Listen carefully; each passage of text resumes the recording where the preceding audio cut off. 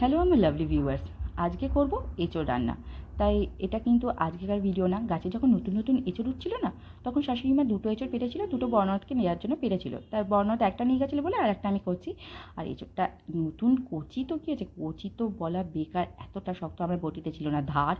আর যতটা শক্তি ছিল ততটা দিয়ে আমি কাটছি, দেখতেই পাচ্ছ, তো আমার মুখের এক্সপ্রেশন দেখলে বুঝতে পারছো যে কতটা কষ্ট হয়েছিল এঁচোড়টা কাটতে।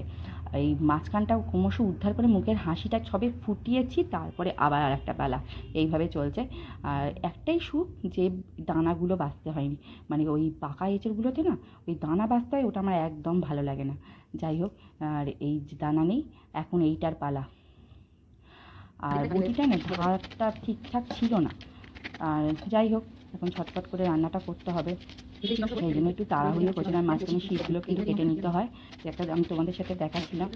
মাঝখানে শীতগুলো আমি কেটে মানে কাটাকুটি করেই নিয়েছি। তোমরা সবাই জানো, তোমাদের নতুন কিছু বলার নেই। তা আমি যেরকম করে করি সেরকম করেই বললাম, নিরামিষভাবে করবো আজকে, আর মাছ দিয়ে করবো না। আরেকদিন যখন আনবে সেদিনকে আবার মাছ দিয়ে করবো। আর এখানে আলু টালু সব কেটে কুটে নিয়ে একদম গুছিয়ে বসলে না রান্নাটা করতে সুবিধা হয়। এখানে মানে মিক্সারে মশলাটাও বেটে নিয়েছি।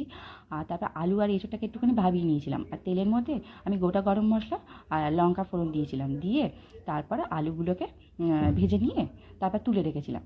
তারপরে আবার আমি তেলের মধ্যে তেল দিয়ে তেজপাতা, আর মাঝখানে এসে গেল তোমার দাদাভাই টিফিন খেতে, টিফিন খেয়ে ওকে আবার দরজা আটকে দিতে গেলাম। এখানে তেজপাতা জিরে ফোড়ন দিয়ে এরপরে আমি এঁচোড়গুলো দিয়ে, আর আজকে এঁচোড়টা না মশলা দিয়ে দিলাম। মশলার মধ্যে কী কী দিয়েছিলাম সেটা বলি, হলুদ গুঁড়ো, জিরের গুঁড়ো, লঙ্কার গুঁড়ো, আর দিয়েছিলাম ধনের গুঁড়ো।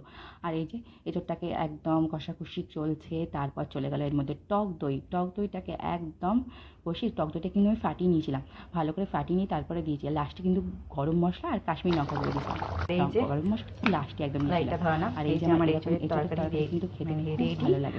আর এরকম তরকারি কিন্তু বেশ ভালো লাগে, ও তো এঁচোড় ফেভারিট।